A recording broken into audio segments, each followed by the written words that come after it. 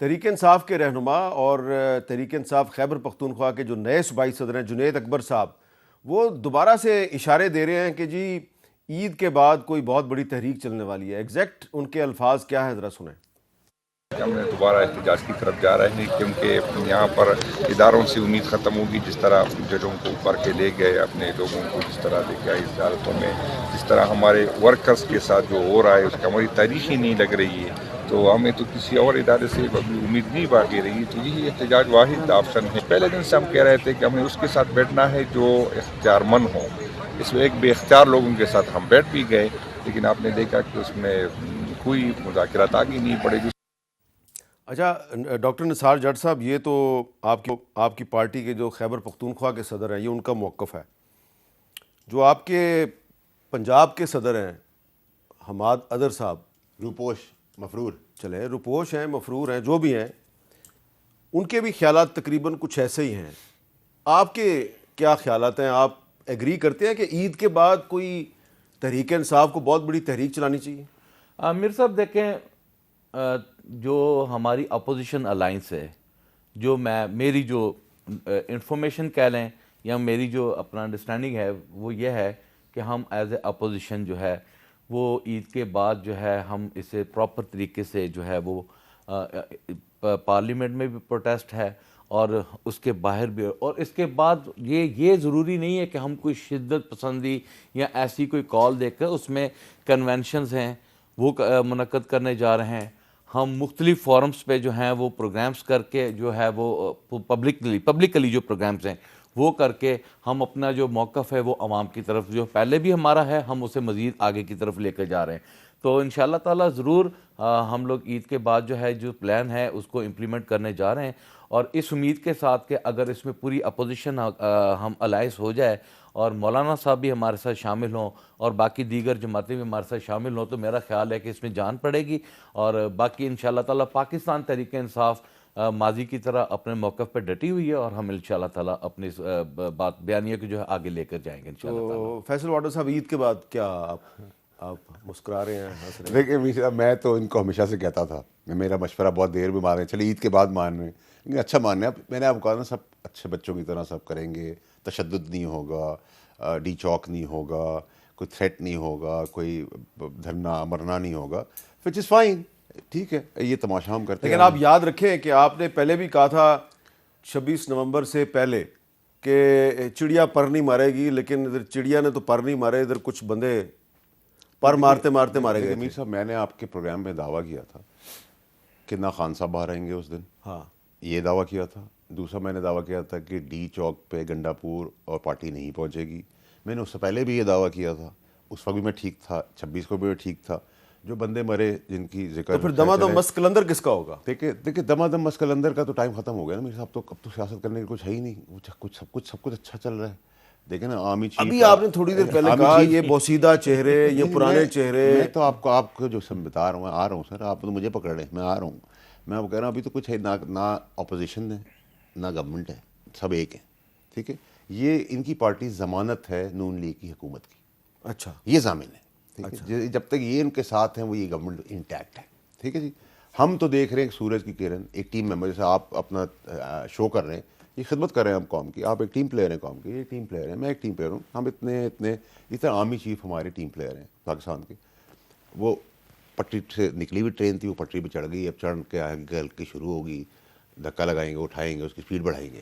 لیکن جہاں تک آپ ڈیموکریٹک یا جمہوری لاشوں کی بات کریں تو دیکھیں میں بڑا کلیئر ہوں اس کے اندر. یہ لاش لے کے آپ گھسیٹ رہے ہیں، اٹھا رہے ہیں، کھینچ رہے ہیں کندھوں پہ، اس کی بدبو، اس کا گند آپ کے اوپر گر رہا ہے، اس کی بدبو آپ کے اندر بھی رہے گی. ٹھیک ہے، لیکن یہ آپ جس کو لاش کہہ رہے ہیں، ٹھیک ہے، اس لاش نے پاکستان کو ڈیفالٹ سے بچایا ہے. دیکھیں میر صاحب، میں بہت کلیئرلی بادب ہو کے آپ کہہ رہا ہوں کہ ڈیفالٹ میں جو ہمارا ٹیم ممبر تھا اس کا بہت بڑا کردار ہے آرمی چیف کا. اس کو کریڈٹ دیں، اس میں شرمائیں نہ، اس کو نہ شائے اوے کریں. ہم جس کا جو کریڈٹ بنتا ہے اس کو دیں.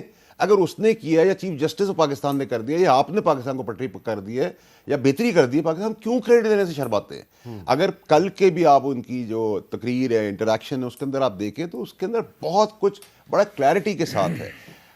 وہ نظام کے پرو ڈیموکریٹک آدمی، پرو ڈیموکریسی چل رہے. ٹھیک ہے, ورنہ ان کے پاس تو پورا پلیٹ فارم تھا. اگر کسی کو ریونج لینا ہوتا جو ان کے ساتھ کیا ہے تو کتنا مشکل کام تھا, لیکن کوئی ایسا سین نہیں ہے.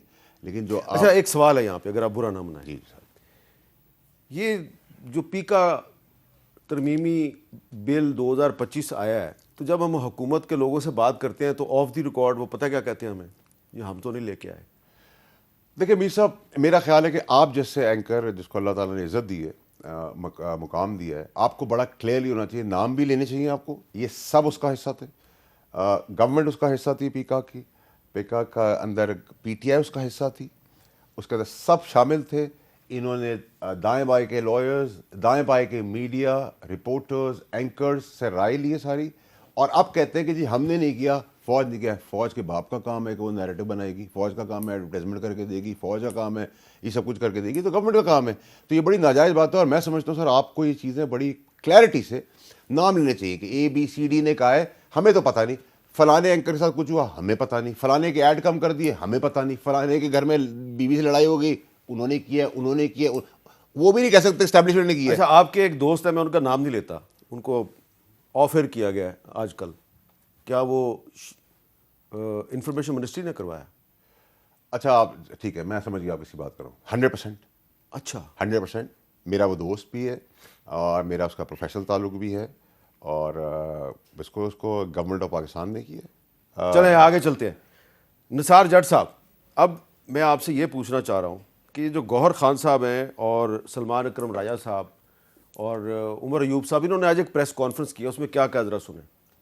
1 سال پورا ہونے کو آیا, 74 پٹیشنیں فائل کی تھی, آج تک نہ کوئی فیصلہ ہوا. خان صاحب نے مذاکرات کے لیے کمیٹی بنائی اور ہم آگے بڑھنا چاہ رہے تھے, حکومت نے ہی راہ فرار اختیار کی اور ایک اچھا موقع ضائع ہو گیا. اس کے بعد خان صاحب نے کچھ لیٹر لکھ کے اس ملک میں پاورفل آدمی کے سامنے اپنے خدشات کا اظہار کیا, لیکن یہ ویری انفارچونیٹلی کہ اس لیٹروں کو ایک دوسرے کو پاس آن کیا جا رہا ہے اور اس پہ بھی خاطر خواہ کوئی کارروائی نہیں ہوئی. اچھا آپ یہ بتائیں کہ وہ لیٹر ہیں کہاں پہ؟